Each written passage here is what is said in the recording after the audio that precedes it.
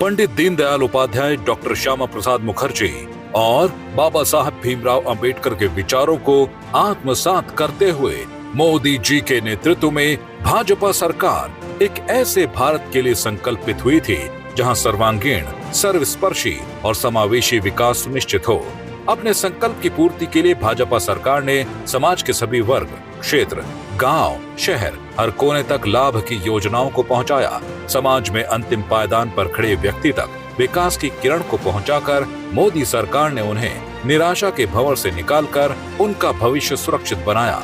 संविधान की सच्ची भावना सबका साथ, सबका विकास को मूल मंत्र मानकर चली भाजपा ने मोदी जी के नेतृत्व वाली सरकार में 100% लाभार्थियों को 100% योजनाओं के लाभ की गारंटी देकर सामाजिक न्याय किया। मोदी की गारंटी से गरीब परिवारजनों को मिला कई कल्याणकारी योजनाओं का लाभ। मोदी की गारंटी से सशक्त हुई नारी शक्ति।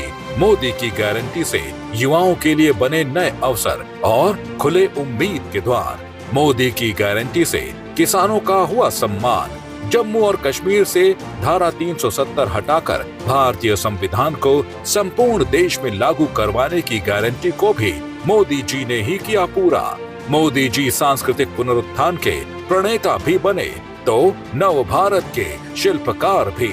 मोदी की गारंटी से विकास के साथ साथ भारत की वैभवशाली विरासत भी समृद्ध हुई।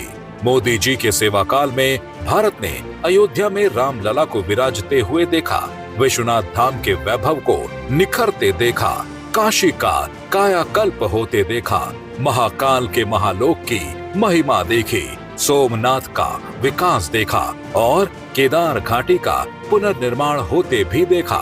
आज एक ओर तीर्थों का विकास हो रहा है तो दूसरी ओर शहरों में हाईटेक इंफ्रास्ट्रक्चर भी तैयार हो रहा है। मोदी जी के नेतृत्व में भारत ने खूबसूरती के साथ विविधता में एकता के मंत्र को आत्मसात करके सांस्कृतिक एकता से भारत की एकात्मता का रास्ता तय किया है। मोदी की गारंटी से आज भारत आर्थिक रूप से मजबूत हुआ है। ये मोदी की गारंटी का ही नतीजा है कि देश आतंकवाद के खिलाफ सशक्त हुआ।